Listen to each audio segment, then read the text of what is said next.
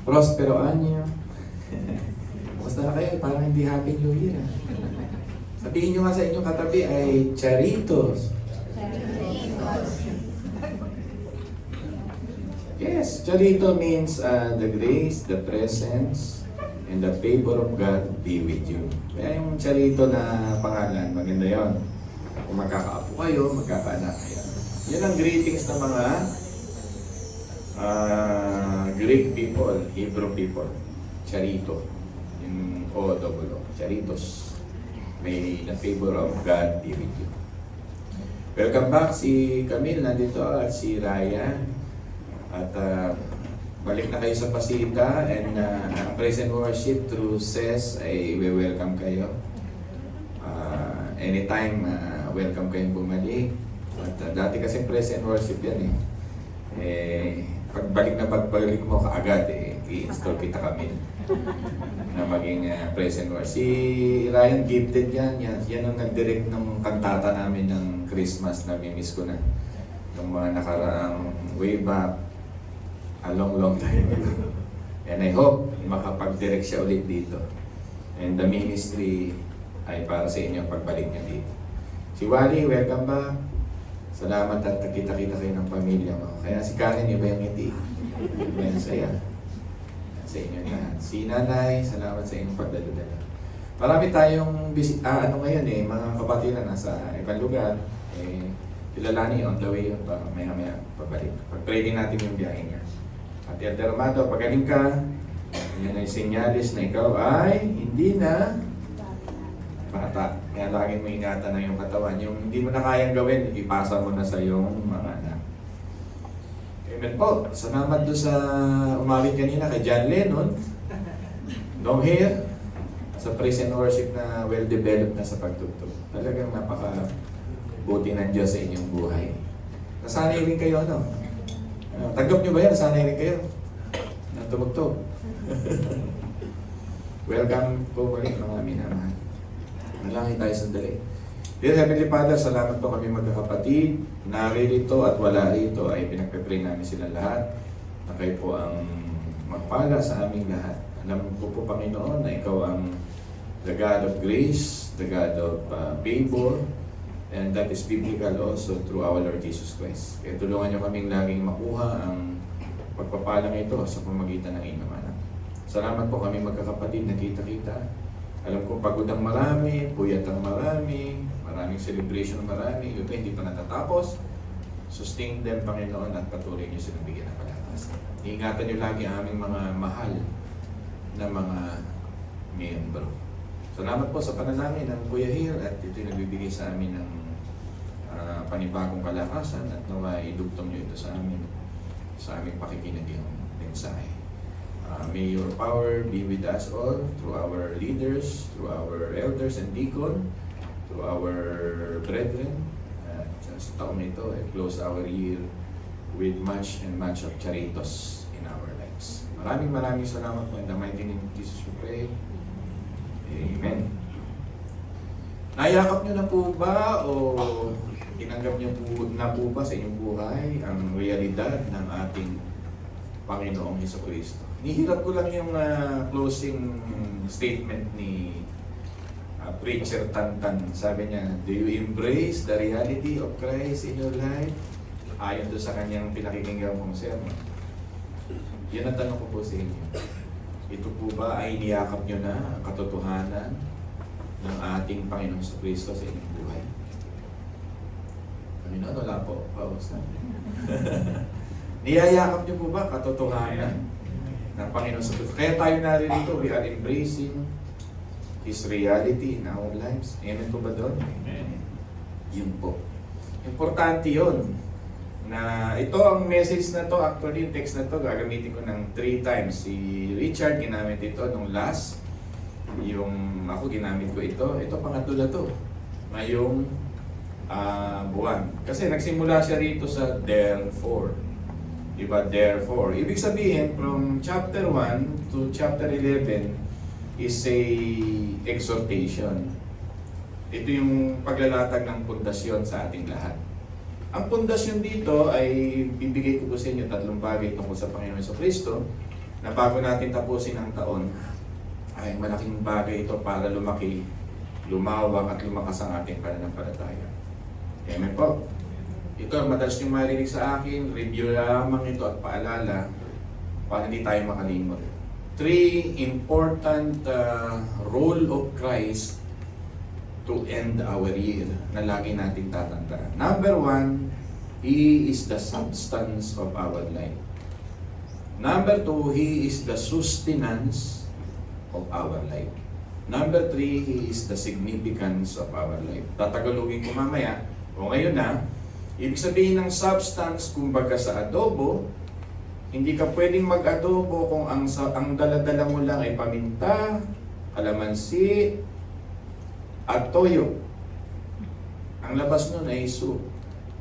Ano ang kailangan sa adobo? Halimbawa, mag-aadobo ka ng baboy, ano yung pinaka-main ingredients ng adobo? Nakatikim na ba kayo ng adobong baboy na walang baboy? Ano lasa nun? Pwede naman. Kaya lang very flat, hindi totoong natupad na adobo, pwedeng maging parang sauce na lang yung kanin ninyo. Hindi masarap yun. Kailangan talaga ay merong baboy. Kasi nag-Christmas ano tayo ngayon namimiss nyo na siguro yung mga alokbate, no? Ako namimiss ko yung sabaw na may dahon ng sili. Namimiss ko to. Sana ganito makain ko sa masusunod na araw. Kasi nalalasahan ko pa yung mga karni-karni natin nakarang araw. Substance si Jesus Christ. Kaya nung sa chapter 1, binabanggit dito is the creator of the world. Everything upholds in His name. Ang lahat ng bagay ay nilalang sa pangalan niya. At siya ang makapangyarihang tinatawag na hypostatic union. Pastor, what is hypostatic union? It means the substance of God. A God who became human. Hypostatic union. Ibig sabihin, walang relihiyon sa mundong ito na makagagawa nun sa atin lang. Nang isang Diyos ay naging tao. Yun yung substance natin, kaya may Pasko. Maraming tao gustong maging Diyos. Katulad ni Apollo Kibuloy na gustong maging Diyos. Katulad ng mga ilang leader na bumaksak na gustong maging Diyos. Di ba maraming leader ngayon gusto maging Diyos? Gusto nila magpakilalang Diyos? Huwag kami ang Diyos. Ang Diyos ay gustong maging tao para maging substance, maging laman ng ating buhay. Mga minamahal, dapat tayong magpatuloy sa ating buhay Kristiyano. Hindi natin ihihinto ito. May laman kasi ang ating pagkakatawag. Hindi mo pwedeng pabayaan ito. Dito sa aklat ng Hebreyo, pinipilit nilang maging laman ang lumang paniniwala. Ang lumang paniniwala ay pagbalik sa relihiyon. Ang tawag dito ay Messianic Diyos. Binanggit ko na nga sa inyo. Ang Messianic Diyos, akala nila, ang magiging laman nila ay ang ceremonialism, ang ritualism sa pamagitan ng priestly practice sa loob ng isang altar. Kaya nga dito, yung Levitical concept na pinapakita na we have a great high priest ay maliwanag na maliwanag sa Book of Hebrew. Pero sinasabi ng Panginoon, nawala na tayo sa ceremonialism, may minsan ng handog, nagkatawang tao, ang ating Panginoon, inihandog para sa ating mga kasalanan, yun na yung substance natin. Kaya we are here to worship Him, we are here to appreciate Him, we are here to gather together because of that substance. Sabihin mo nga sa katabi mo, meron kang laman. Di ba? May mga taong walang laman na sinasabi dito ng author ng Hebrew. Itong mga taong itong walang laman ay yung hindi pagtingin kay Kristo. Kaya nga sabi dito, pag binasa yung Hebrew chapter 12, fix your eyes on Jesus. Yung malalaman mo yung konteksto na hindi ka mawawala, you fix your eyes on Jesus, our substance. Maraming relihiyon, nagpipix sila ng eyes sa relihiyon mismo, sa mga ritual mismo, sa mga favor, gagamitin ko na yung salita niya kahit binanggit ko kanina, sa loob ng tinatawag na religious activities. They forgot that all amens is already given to us in the name of Jesus Christ. At yung sinasabi ni Apostle Paul dito sa Colossians, na si Jesus Christ ang shadow na natupad na ng pinapakita ng lumang tipan. Siya yung ating substance. Kaya kahit may pagsubok sa ating buhay that entangles us, sabi nga rito, that encumbrance and the sin which easily entangles us, hindi mo na ito bibigyan ng pansin yung idolatry nito. The idolatry is the substance you are making into your lives. Pastor, liwanagin nyo ng konti. Madali natin minsan dinidefine ang ibig sabihin ng hamartya, sin, ay paggawa ng kasalanan. Pero ang hamartya dito, o sin na pinabibitawan ng Diyos sa atin dito is the one you are making into your life na maging substance. Sa simpleng mga wika ng mga teologo, ito ay idolatry.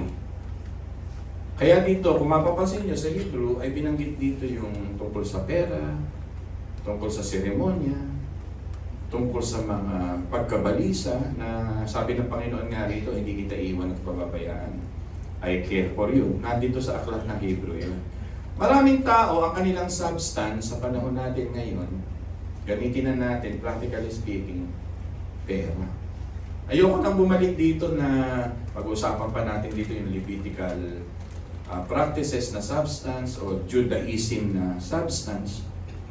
May binanggit din dito sa oras ng mga problema sa buhay, panganib sa buhay, nininirvyo sila at kumakapit sila for the love of money. Hebrew chapter 6 and Hebrew chapter 13.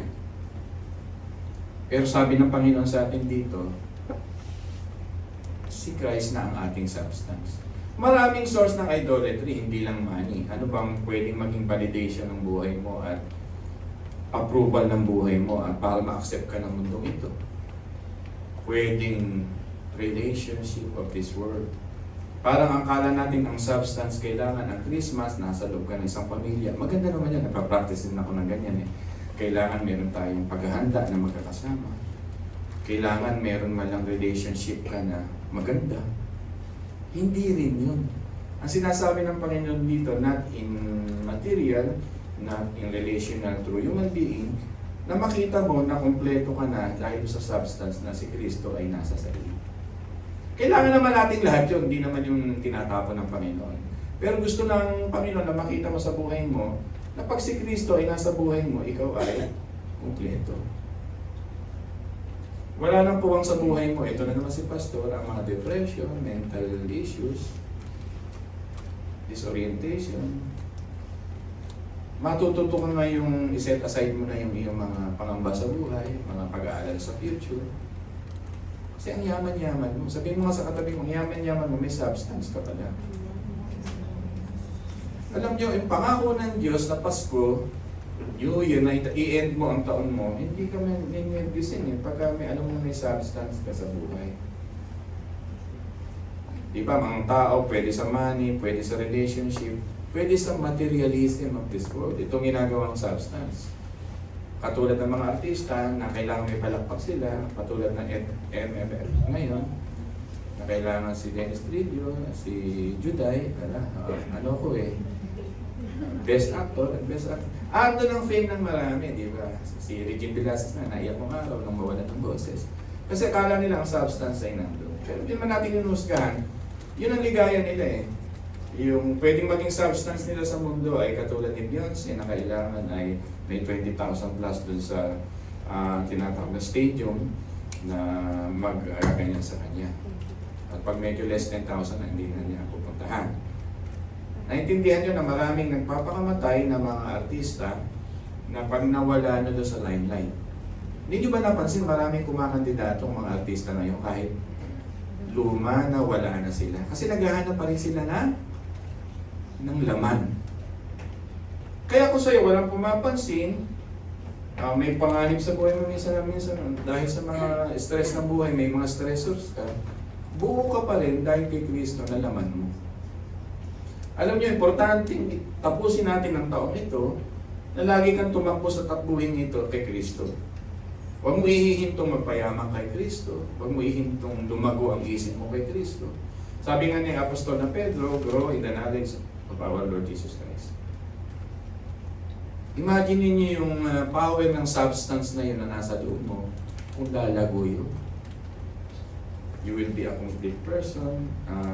Wala kang kailangan validation sa mga tao. Hindi mo kailangan pansinin ng mundo. Because we are already accepted by the Lord Jesus Christ. Amen po ba doon? Anytime na kuhanin tayo na Diyos, hindi tayo mangangamba. Sapagkat ang buhay natin ay idurugtong sa buhay na walang hanggan.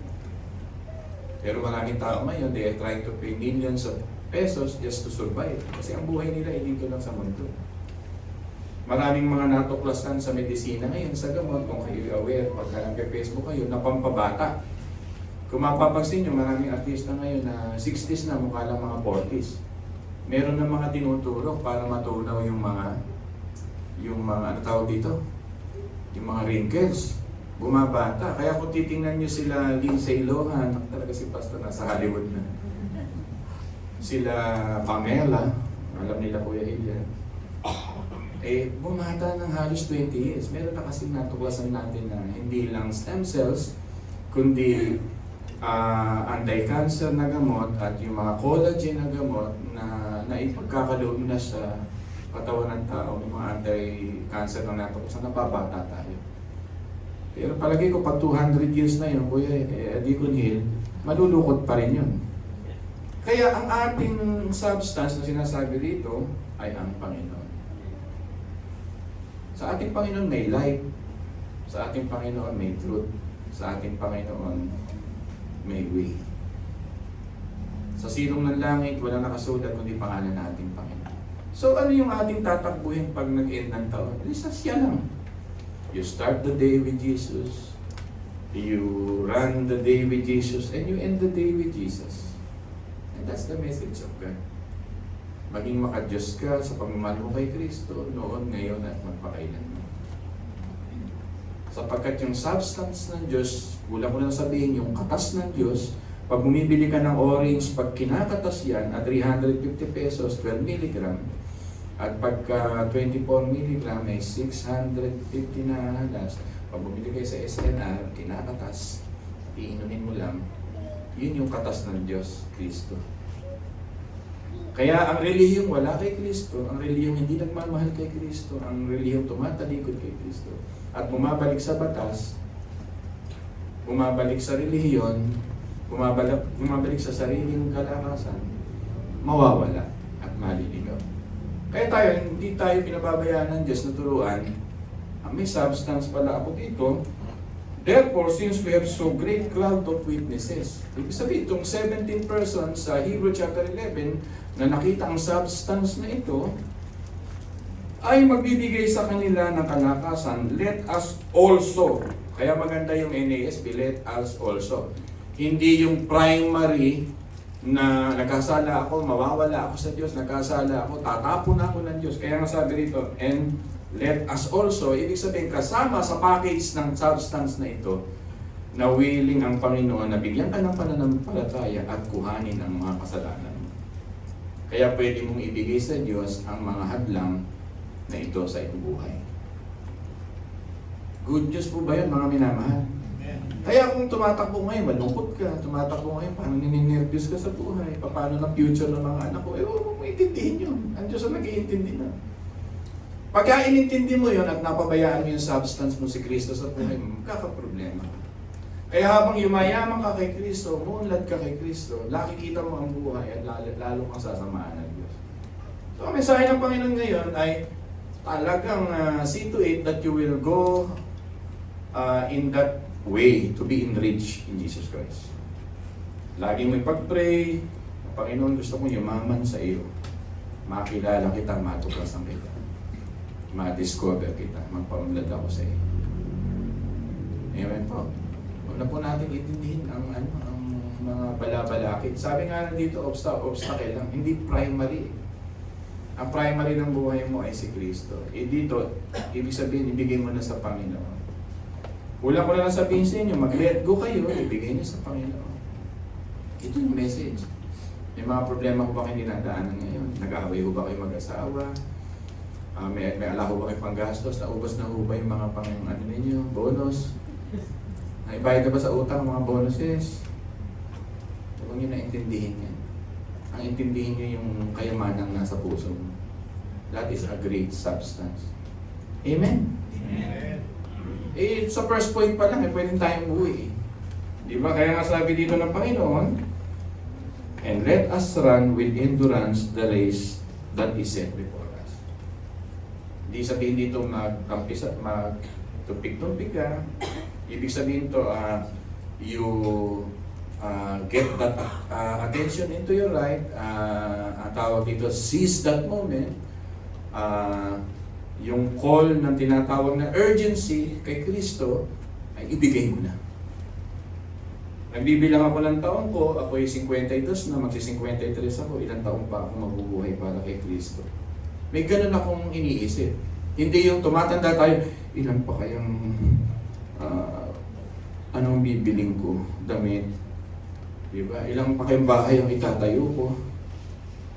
Pagka ganito na edad natin, ilang sapatos at kotse pa kaya ang aking ipupundan. Huwag nyo naintindihin yun.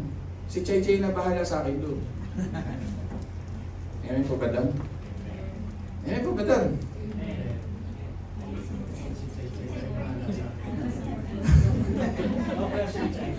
No pressure. Bahala sila, tumulong sila o hindi. Basta sila, pinag-aaral namin sila, di ba? Hindi sila yung substance namin, Panginoon pa rin. Pagka kami nangangayayan na ni Hamis, bahala na sila. Pangalawa, our Lord Jesus Christ is our sustenance. Sabi mo, sustenance. Ang dalang pakinggan substance, sustenance, significance. Sabi rito sa verse 2, fixing our eyes on Jesus, the author and perfecter of our faith. Imagine mo, he's the one, sa isang libro, no, na merong author na nagsulat, diba, ng buhay mo. Ibig sabihin, magsusustain siya ng kwento ng buhay mo. Author siya ng buhay mo, he who began a good work in you will carry it into completion. Huwag mo sabihin ang buhay mo yung aksidente, may nangyari hindi maganda sa iyo, para sinabi mo sa buhay mo, walang kwenta ang buhay mo. Hindi totoo yun. Chapter lang ng buhay mo. Sa susunod na chapter ng buhay mo, ang Diyos pa rin ang gagawa pag nasa Kanya. Amen ba doon? Talagang ganun ang libro. May chapter na mandidim, may chapter na masakit, may chapter din naman sa buhay natin na maligaya. Pero sana makuha ninyo that pagka si Kristo ang substance nyo as sustenance, kahit sa mundong ito may kahirapan, may kagutuman, may spiritual na labanan, Ephesians chapter 6, no one can separate us from the love of God, Romans chapter 8, because Christ is our sustenance. Hindi ka pwedeng sustinahan ng halimbawa, pagtanda ko, may pension ako, yan ang sustenance ko. Di ba may mga taong ganon? Pagtanda ko, kailangan kompleto na yung mga insurances ko. Wala namang masama yan. Kaya lang, makakain mo pa ba ang beef steak pagka ikaw ay 75 years old na? Nahihirap na nguyain yun. Di ba? Kaya ngayon, habang mag-i-enjoy yung buhay, lumakad kayo, lumayas kayo, mag-travel kayo. Hindi yung, marami na tayong panglakad. Maglakad na tayo. Pakikuha ngayon, tupot-kut, maglalakad ako. May mga ganun kasing tao, inipon ng inipon yung ganun. Ako, practically speaking, sinasabi ko sa inyo, pagka anak ka ng Diyos, the sustenance of God is already given unto you. The charitos. Hindi iiwan at pababayaan ng Diyos ang kanyang mga anak. Ngayon, pagka pakiramdam mo, parang iiwan ka ng Diyos at pababayaan ka, anak ka nga ba talaga ng Diyos? Pag nininervyos ka sa buhay, natatakot ka sa pag-aaral ng mga anak mo, natatakot ka sa future, anak ka nga ba ng Diyos? Asan yung sustenance mo? Di ba? Alam nyo, sa practically speaking, sinasabi ko sa inyo, maraming nininervyos ng generation ngayon. Generation ng lolo ko, tumanda nga sila, wala nga silang mga ayude na buhay. Di ba? Ang lolo man namin, mga magulang namin, wala rin naman ganun na tatay at nanay namin, nabuhay naman. Ngayon, medyo generation namin ni Candice, may ipon-ipon ng konti. Pero hindi pa rin kami nininervyos. Pero yung generation ngayon na nabubuhay, takot. Takot silang magkaanak. Ang bansang Japan ayaw na mag-anak. Ang Shanghai, China, nauubos na ang tao.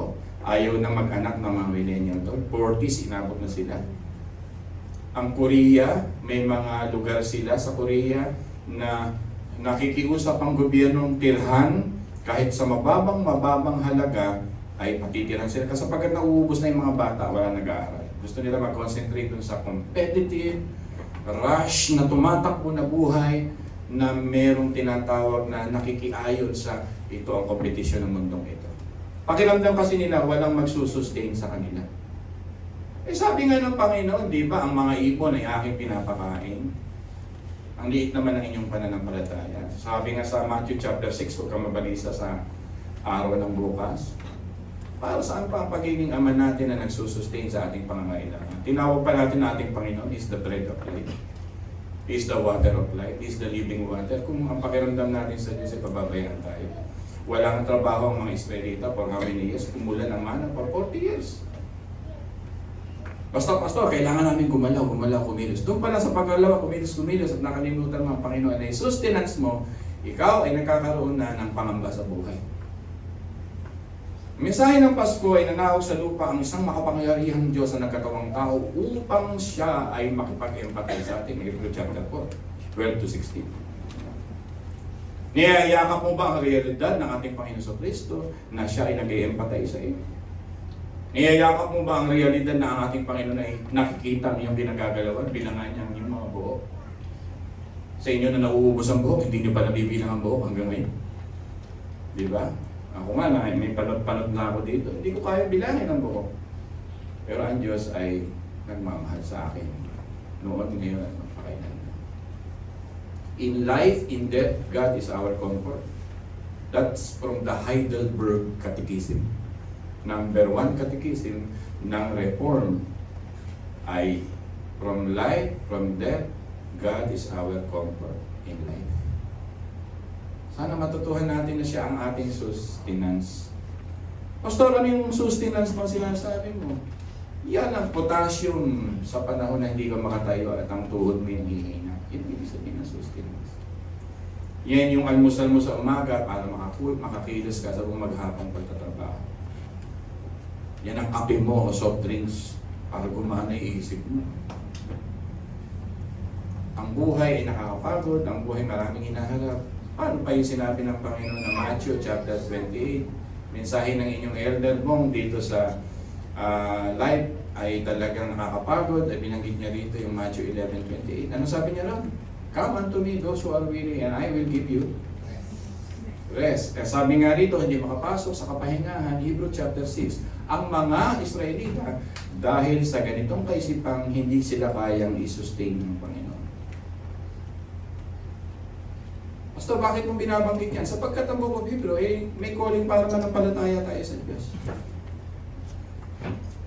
Ayoko na naman magkwento ng buhay sa inyo, simula sa sapatos hanggang sa pantalon, ay sinustain ako ng Panginoon.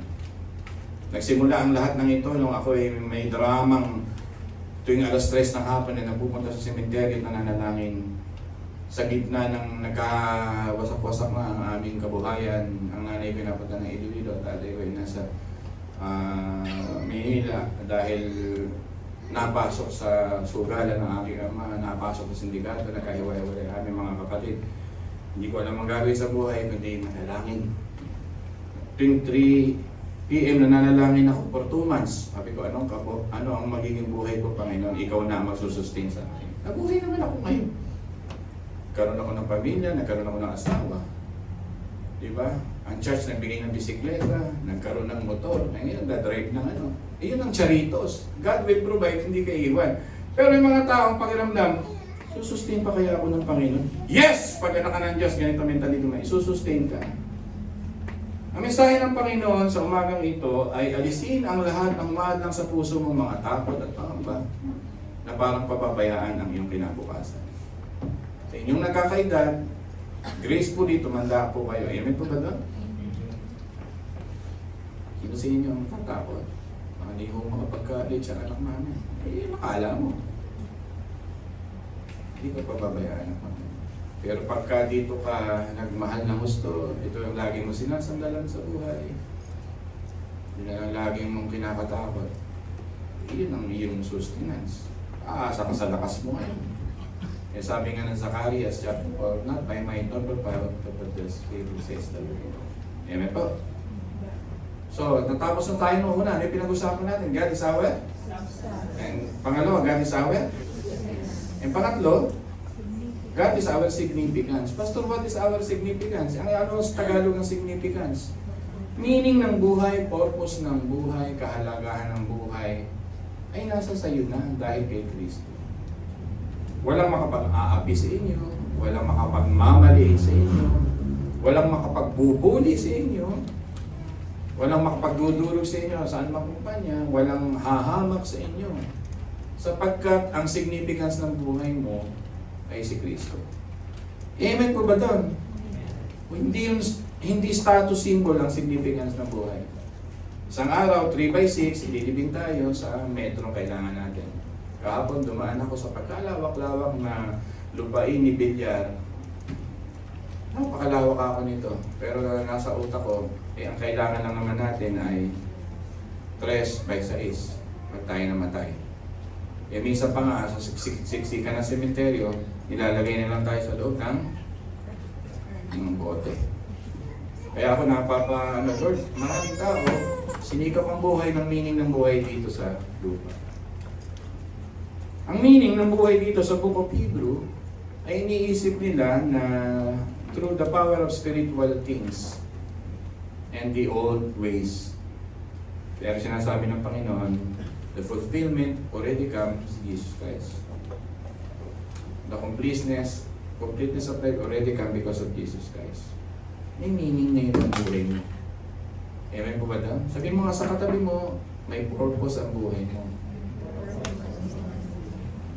May purpose. Sila kami, pagbalik dito, siserve na kagad. Kung makakabalik. Nasa ano kasi sila, Tansa. Ano ba? Sa Indang, yung lugar ng mga martir. Sa Indang 13. Tama? The 13 martyrs.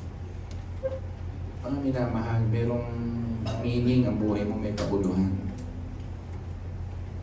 Maraming nagsasabi, may kabuluhan ng buhay ko pag mayaman na ako. Magkakaroon na ng kabuluhan ng buhay ko pag sikat na ako. My identity will be connected pagka ako ay kilala na. Pagka ako ay vlogger na, may ang likers ko ay 100 plus na para meron na akong... Magkano pag 100 plus ang liker mo? 100,000? 2,000 lang yan. Kailangan mo na ganun yata. Ngayon, di na problema ang magpapansin. Mag-live ka lang, mapapansin ka na.